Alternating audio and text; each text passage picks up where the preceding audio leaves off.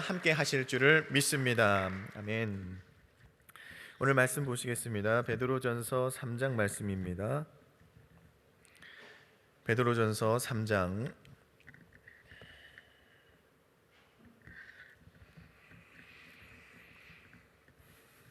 베드로전서 3장 말씀 함께 봉독하도록 하겠습니다.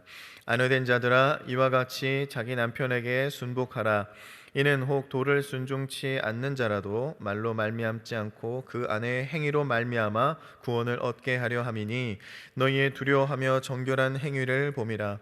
너희 단장은 머리를 꾸미고 금을 차고 아름다운 옷을 입는 외모로 하지 말고, 오직 마음에 숨은 사람을 온유하고 안정한 심령에 썩지 아니할 것으로 하라. 이는 하나님 앞에 값진 것이라. 전에 하나님께 소망을 두었던 거룩한 부녀들도 이와 같이 자기 남편에게 순종함으로 자기를 단장하였나니, 사라가 아브라함을 주라 칭하여 복종한 것 같이 너희가 선을 행하고 아무 두려운 일에도 놀라지 아니하므로 그의 딸이 되었느니라. 남편된 자들아, 이와 같이 지식을 따라 너희 아내와 동거하고, 저는 더 연약한 그릇이요 또 생명의 은혜를 유업으로 함께 받을 자로 알아 귀히 여기라. 이는 너희 기도가 막히지 아니하게 하려 함이라. 마지막으로 말하노니, 너희가 다 마음을 같이하여 죄율하며 형제를 사랑하며 불쌍히 여기며 겸손하며 악을 악으로 욕을 욕으로 갚지 말고 도리어 복을 빌라. 이를 위하여 너희가 부르심을 입었으니 이는 복을 유업으로 받게 하려 하심이라. 그러므로 생명을 사랑하고 좋은 날 보기를 원하는 자는 혀를 금하여 악한 말을 그치며 그 입술로 괴유를 말하지 말고 악에서 떠나 선을 행하고 화평을 구하여 이를 쫓으라. 주의 눈은 의인을 향하시고 그의 귀는 저의 간구를 기울이시되 주의 낯은 악행하는 자들을 향하시느니라 하였느니라. 또 너희가 열심으로 선을 행하면 누가 너희를 해하리요? 그러나 의를 위하여 고난을 받으면 복 있는 자니, 저희의 두려워함을 두려워 말며 소동치 말고 너희 마음에 그리스도를 주로 삼아 거룩하게 하고, 너희 속에 있는 소망에 관한 이유를 묻는 자에게는 대답할 것을 항상 예비하되 온유와 두려움으로 하고 선한 양심을 가지라. 이는 그리스도 안에 있는 너희의 선행을 욕하는 자들로 그 비방하는 일에 부끄러움을 당하게 하려 함이라. 선을 행함으로 고난 받는 것이 하나님의 뜻일진데 악을 행함으로 고난 받는 것보다 나으니라. 그리스도께서 한 번 죄를 위하여 죽으사 의인으로서 불의한 자를 대신하였으니, 이는 우리를 하나님 앞으로 인도하려 하심이라. 육체로는 죽임을 당하시고 영으로는 살리심을 받으셨으니 저가 또한 영으로 옥에 있는 영들에게 전파하시느니라. 그들은 전에 노아와 날 방주 예비할 동안 하나님이 오래 참고 기다리실 때에 순종치 아니하던 자들이라. 방주에서 물로 말미암아 구원을 얻은 자가 몇 명뿐이니 겨우 8명이라. 물은 예수 그리스도의 부활하심으로 말미암아 이제 너희를 구원하는 표니 곧 세례라. 육체의 더러운 것을 제하여 버림이 아니요 오직 선한 양심이 하나님을 향하여 찾아가는 것이라. 저는 하늘에 오르사 하나님 우편에 계시니 천사들과 권세들과 능력들이 저에게 순복하느니라. 아멘. 3월 5일 효와 행복 보시겠습니다. 3월을 효와 행복. 오늘 요절 말씀인 베드로전서 3장 17절 말씀을 함께 읽겠습니다. 선을 행함으로 고난받는 것이 하나님의 뜻일진데 악을 행함으로 고난받는 것보다 나으니라. 아멘. 함께 보겠습니다.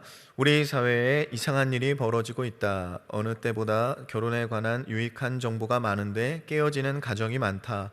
어느 때보다 똑똑한 성도가 많은데 교회가 왕따를 당한다. 이유가 뭘까? 그것은 몸살이는 사람만 많고 예수님처럼 희생하려는 자가 없기 때문이다. 베드로는 아내에게 이와 같이 남편에게 복종해야 한다고 말한다. 이와 같이는 예수님과 같이를 말한다. 가정의 다툼의 장소가 되는 것은 예수님의 모범을 따르지 않고 세상 가치관을 쫓기 때문이다. 세상은 아내들에게 가족을 위해 희생하지 말고 자신부터 가꾸라고 유혹한다. 그러나 진정한 자기 단장은 온유하고 단정한 마음을 가꾸고 남편에게 순복하는 것이다. 이것이 행복한 가정, 사랑받는 아내의 비결이다. 남편 역시 이와 같이 아내와 동거하며 귀하게 여겨야 한다. 동거하며라는 말은 둘이 한 몸을 이루는 것뿐만 아니라 필요를 공급한다는 뜻이다. 가족의 생계를 책임지는 것은 일차적으로 남편의 의무이다. 일하는 여성이 늘어나면서 고의적으로 놀고 먹는 게으른 남성들이 늘고 있다. 아내는 남편의 보조자가 아니라 생명의 은혜를 유업으로 함께 받을 짝이다. 아내를 하나님께 주신 은총으로 여기지 않는 남편은 기도가 막힐 것이다. 끝으로 베드로는 교회 형제들에게 사랑하며 의를 위하여 고난을 받는 교회가 되라고 당부한다. 교회가 사회에서 왕따를 당하는 이유는 모범은커녕 불신자보다 더 못하게 살고 있기 때문이다.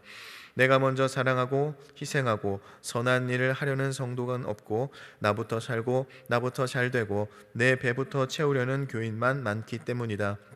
자녀가 잘못을 하면 부모가 욕을 먹는 것처럼 우리가 잘못 살면 하나님이 욕을 먹는다. 예수님처럼 내가 먼저 희생함으로 하나님 아버지의 명예를 회복하는 효자가 되자. 네, 오늘은 내가 희생해야 모두가 산다라는 제목으로 오늘 새벽에 말씀을 전하겠습니다. 지금 이 시대에는 굉장히 저출산 문제가 심각하다고 합니다. 목사님께서도 말씀하셨지만 0.7%, 0.8% 이렇게 이야기를 하고 있지요. 하나 기르는 것도 힘이 든 것도 사실입니다. 그런데 그것보다 더 먼저 된 것은요, 하나는 결혼을 포기하려는 자들과 또 결혼을 하고 싶어하지 않는 인구도 같이 늘어가고 있다는 것입니다. 우리 주변에도 아니면 어쩌면 우리 가정에도 벌써 결혼을 하고 싶지 않다고 얘기를 하고 또 결혼을 포기하고 있는 가족이 있을지 모르겠습니다. 엎친 데 덮친 격으로 작년에는 그 코로나로 인해서 사람들의 결혼하는 숫자가 10%가 줄었다고 합니다. 경제적인 문제도 있을 것이고 거리두기 정책도 그것도 한몫을 했을 겁니다. 그런데 그 경제적인 것과 거리두기의 문제는요, 그것은 그렇게 큰 문제는 아닙니다. 그것이 결혼의 결정적인 어떤 그 결정의 문제로 나타나지는 않고요. 더 중요한 문제를 본다면 우리 가정의 모습이라는 것을 우리가 알 수 있습니다. 많은 사람들이 또 많은 자녀들이 지금 결혼에 대해서 굉장히 부정적인 이 생각을 가지고 있다는 것이죠. 과연 결혼을 해야 되는가? 또 결혼을 하면 나에게 무슨 유익이 있는가? 이것은 남자보다 어찌 보면 여자 쪽의 경우가 더 그것이 큰 경우가 있는 것 같습니다. 심지어 이것이 믿음의 자녀도 그렇습니다. 어머니 아버지가 교회를 다 다니고 그 본인도 교회를 다녀도요, 결혼을 하고 싶지 않대요. 어떤 청년들에게 물어봤을 때요, 그 중에 한 가지 이유는 굉장히 충격적이었습니다. 부모님의 모습을 보면서 결혼을 하고 싶지 않다라는 거예요. 좀 더 이야기를 한다면 내가 부모님처럼 살까봐 결혼을 안 한다, 이런 말을 하게 되었습니다. 참 안타까운 모습이죠.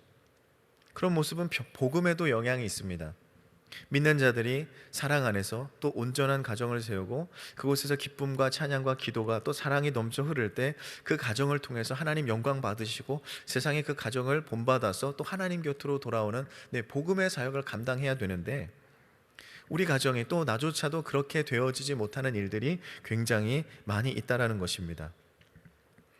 그러므로 그리스도인으로서 우리는 화목해하는 직분을 받은 자들로서 하나님께서 세워주신 우리의 가정을 화목하게 해야 할 책임이 있다라는 것입니다. 우리 자녀들도요, 믿음의 가정으로 세우는 것이 바로 저와 여러분의 목표라는 것입니다. 그러면 우리가 어떤 모습을 보여주어야 될까요? 또 어떤 모습이 자녀로 하여금 화목한 가정, 또 그것을 꿈꾸고 또 믿음의 가정을 이루도록 우리가 도울 수가 있을까요? 오늘 이 베드로전서 3장의 말씀이 바로 그런 내용입니다. 먼저 아내와 남편의 모습을 이야기하고요, 또 선을 행하는 모습을 통해서 그 가정이 그리스도인답게 하나님이 세우신 가정답게 살아가는 모습에 대해서 말씀하고 있습니다. 가장 먼저 아내들에게 주시는 말씀이죠. 아내된 자들아 이와 같이 자기 남편에게 순복하라, 그렇게 말씀합니다. 아내인 자들은 남편에게 순복하라고 말합니다. 그 순복이 어떤 순복이죠? 이와 같은 순복입니다. 이와 같은에 대한 설명은요, 베드로전서 2장에 보시면 예수님의 순복을 말씀하고 있음을 우리가 알 수 있습니다. 남편에게 순복하는 것은 예수님의 순복하심을 보고 배워라라고 말씀하고 있는 것이죠. 2장 22절에서 24절의 말씀을 보면요, 저는 죄를 범치 아니하시고 그 입에 괴사도 없으며 욕을 받으시되 대신 욕하지 아니하시고 고난을 받으시되 위협하지 아니하시고 오직 공의로 심판하시는 자에게 부탁하시며 친히 나무에 달려 그 몸으로 우리 죄를 담당하셨으니 이는 우리로 죄에 대하여 죽고 의에 대하여 살게 하려 하심이라. 저가 채찍에 맞음으로 너희는 나음을 얻었나니라고 말씀하고 있습니다. 예수님이 이런 순복을 하셨대요. 그러니 우리는 어떻게 살아야 됩니까? 우리 남편들에게 죄를 짓는 모습, 불의한 모습을 보이지 않습니다. 남편에게 거짓된 모습도 보이지 않습니다. 남편이 우리를 핍박하고 욕해요. 그러면 우리가 거기에서 싸우지 않아요. 다시 욕하지 않습니다. 갚아주지 않는 거예요. 우리는 오직 어떻게 합니까? 선하심으로, 또 그 주님의 인도하심으로, 우리가 공의로서 또 심판하시는 그 하나님, 합력하여 선을 이루시는 그 하나님께 우리가 기도하라고 말하는 거예요.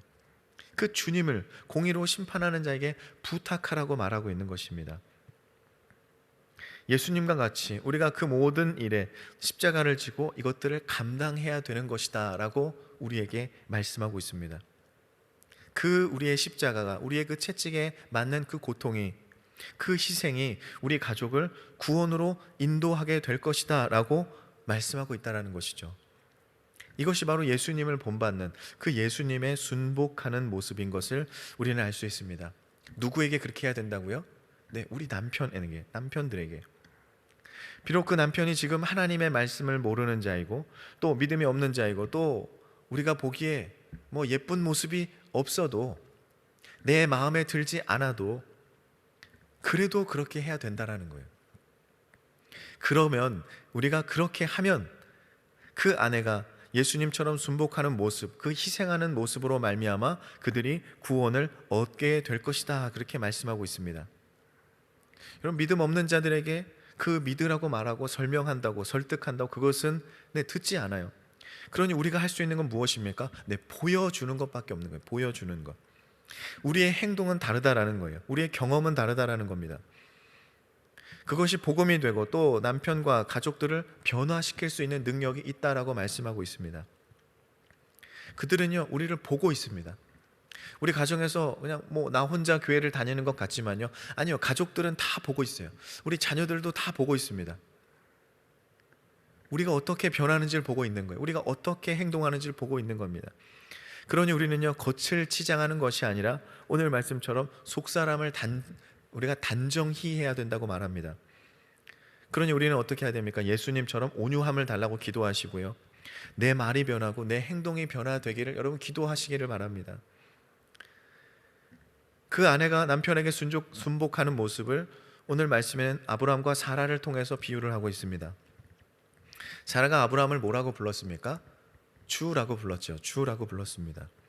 주인이라고 불렀습니다. 그것이 당시의 어떤 풍속에 의해서 주라는 호칭을 붙였을지는 몰라도 이 베드로는 그 주라는 것을 강조하는 것은 무엇입니까? 그 뒤에 주라 칭하여 복종한 것 같이, 이 복종에 대한 것을 강조하기 위해서 그렇죠. 우리 남편의, 여러분 가정의 남편을 그러면 주인님이라고 불러야 됩니까? 그건 좀 너무 이상하죠. 어색합니다. 우리가 주라고 부르는 것, 또 그런 복종하는 모습은 어떻게 나타나야 된다는 것입니까?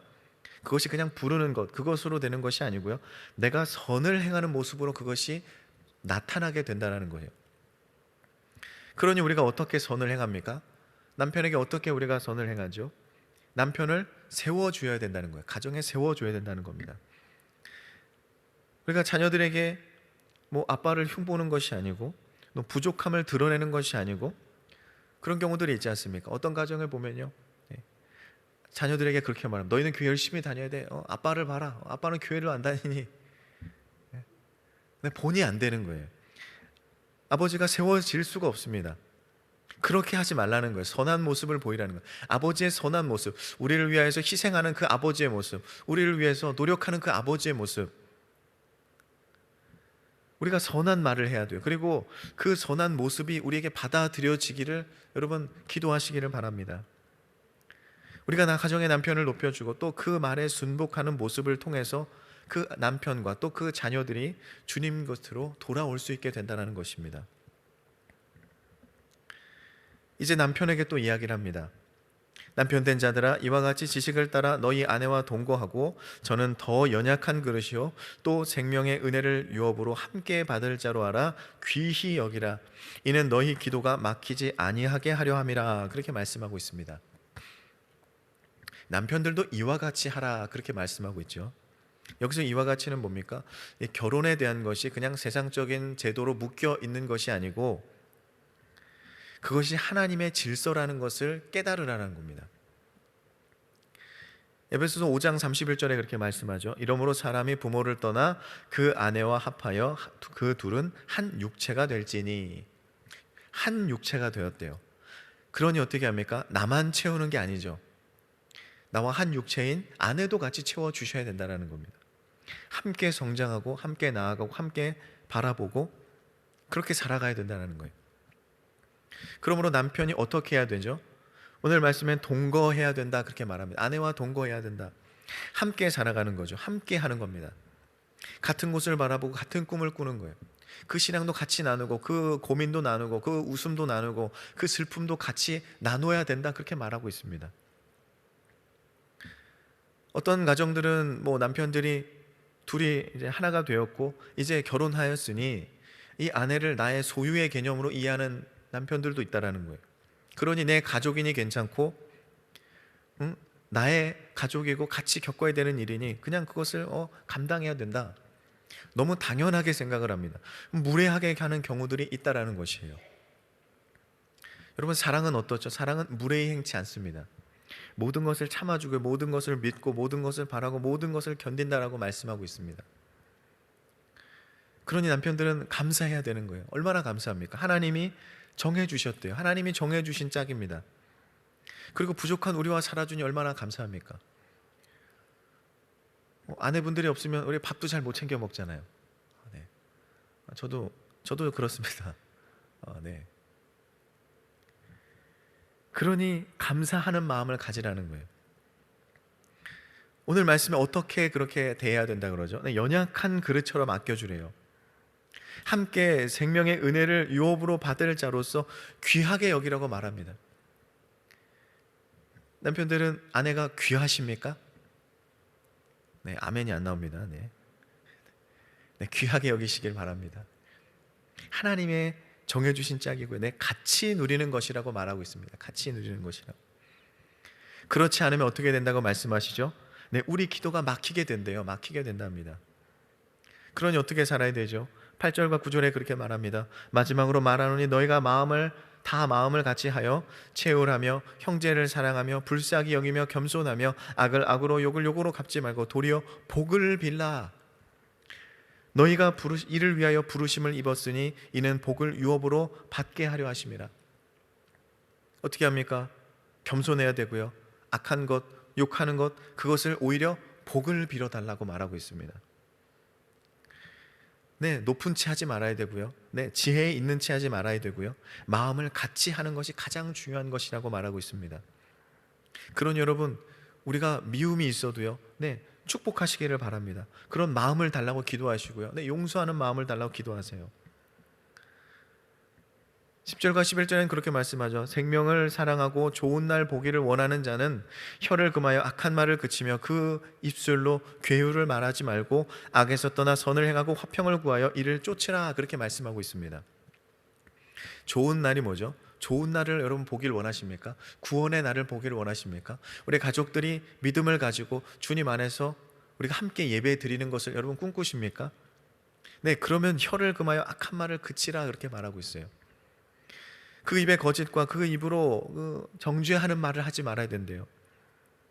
그들이 이해하지 못하는 말, 그들이 알아듣지 못하는 말, 그것은 우리가 할 필요 없습니다. 그러니 우리는 무엇을 해야 됩니까? 여러분, 무엇을 할 수 있죠? 우리가 할 수 있는 게 무엇이 남아 있습니까? 기도밖에 할 수 없는 거예요. 그냥 나 혼자 기도합니까? 아니요, 가족들을 위해 기도해야 됩니다. 그 가족을 붙들고라도 여러분 기도를 하셔야 됩니다. 기도가 어려우면 그냥 축복의 말이라도 하시기 바랍니다. 그것이 그들에게 심겨지게 된다라고 말씀하고 있어요. 그들의 진실함으로 꼭 기도하기 위해서 또 그들을 용서해야 되고요. 그들을 불쌍히 여기는 마음이 있어야 되고요. 네, 그들에게 선을 행하는 모습이 저와 여러분 가운데 나타나야 된다고 말씀하고 있습니다. 근데 우리가 이런 삶을 사는 게 여러분 쉽지 않습니다. 특히 우리가 육신의 생각으로 부딪히게 되었을 때, 쉽게 말해서 싸우는 일이 생겼을 때, 다투는 일이 생겼을 때, 의견이 차이가 났을 때 남편을 주인으로 모시는 거, 네, 그거 어렵고요. 네, 아내를 연약한 그릇처럼 귀하게 여기는 거, 네, 그거 어렵습니다. 그렇기 때문에 우리는 그걸 감당해야 돼요. 어떻게 해요? 그것을 무엇이라고 오늘 말씀하죠? 희생이라고 말하고 있는 겁니다. 희생. 여러분, 희생할 준비가 되어 있으십니까? 믿음이 준비가 되어 있으십니까? 네, 가족을 구원하실 준비가 되어 있으십니까? 우리가 하는 그 희생은요, 그냥 빼앗기고 사라지고 없어지는 것이 아닙니다, 여러분. 우리의 희생이 여러분 어디에서부터 나옵니까? 우리의 믿음에서부터 나오지요. 구원의 확신에서부터 나옵니다. 우리가 먼저 경험한 그 예수님의 사랑에서 그것들이 나오게 되는 것입니다. 그냥 나오는 게 아니죠. 날마다 우리가 기도하는 것, 예배하는 것, 주님께서 주시는, 채워주시는 은혜로서 우리가 가능한 일입니다. 그런데 우리가 그렇게 한다면 주님이 그 구원의 일을 하는 자에게 하나님께서는요, 더 큰 것으로 채워주시는 거예요. 더 큰 믿음으로 채워주실 것이고요. 네, 더 큰 사랑으로 채워주실 겁니다. 힘들어도요, 내 입에서 그런 말씀이 나오고 그런 기도가 나온다면요, 우리가 그 말을 하면서 아마 더 큰 은혜를 하나님 주실 줄 믿습니다. 세상은 우리의 그 모습, 우리의 말을 통해서 그의 마음이 열리게 되는 거예요. 마음이 열려야 복음이 들어가지 않겠습니까?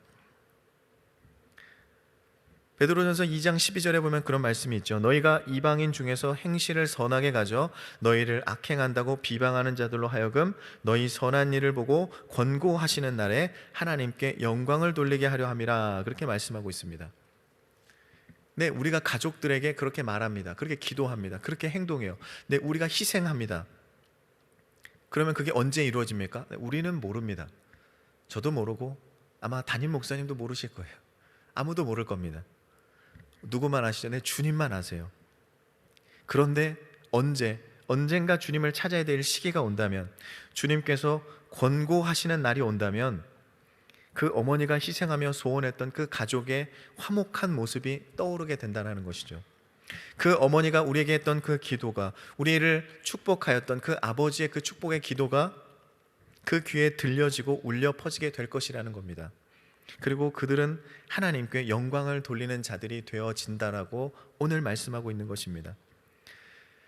그런 여러분 준비하시기를 바랍니다. 여러분 그것을 위해 희생하시기를 바랍니다. 예수님께서도요, 그냥 기도만 하신 게 아니에요. 예수님이 그냥 우리들의 구원을 위해서 그냥 겟세마네 동산 올라가고 그냥 새벽에 계속 기도만 하신 것이 아니고요, 그들을 찾아가셨어요. 그들의 이야기를 들어주셨고요, 네, 그들을 가르쳐 주셨고요, 그들을 위해서 기도하셨고 그들의 문제를 해결해 주셨습니다. 예수님께서는 모든 것을 희생하셨어요. 그런데 그들에게 원하는 것은요, 네, 하나도 없었습니다. 그걸 구원하시면서 뭐 원하시는 게 있으십니까?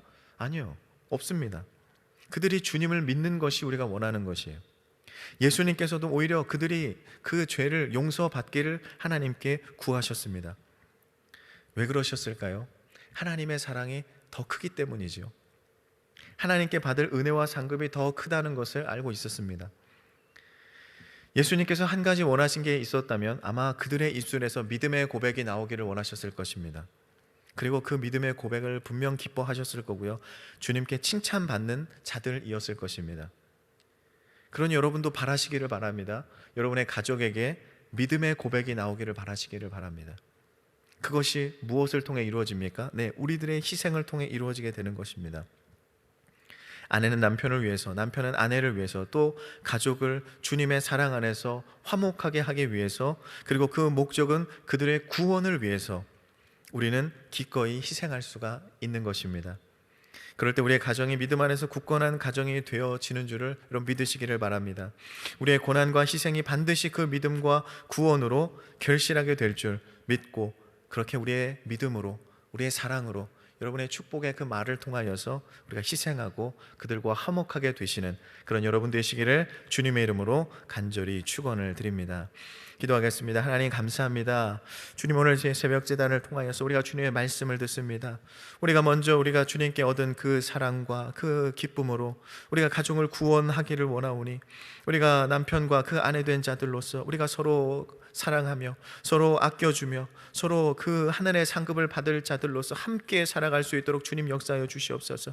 그래서 그 남편이, 그 아내가 구원을 받고 그 모습을 통해서 우리 자녀들이 그것을 보고 또 그 가운데 그 자녀들도 귀한 믿음의 가정을 이룰 수 있도록 주님께서 우리 가정 가운데 역사하여 주시옵소서. 우리가 희생할 수 있는 그 담대함을 허락하여 주시옵시고, 희생 가운데서도 주님이 주신 은혜와 그 사랑을 더 깊게 체험할 수 있는 우리들의 삶이 되어지게 하여 주시옵소서. 이 사랑을 또 그냥 지나가는 것이 아닌, 그저 생각뿐인 것이 아닌 그것을 실천할 수 있는 믿음을 허락하여 주시옵소서. 그래서 우리의 가정이 구원받고 주님을 찬양하는 기쁨의 가정이 될 수 있도록 주님께서 역사하여 주시옵소서. 감사드리며 예수 그리스도의 이름으로 기도하옵나이다. 아멘.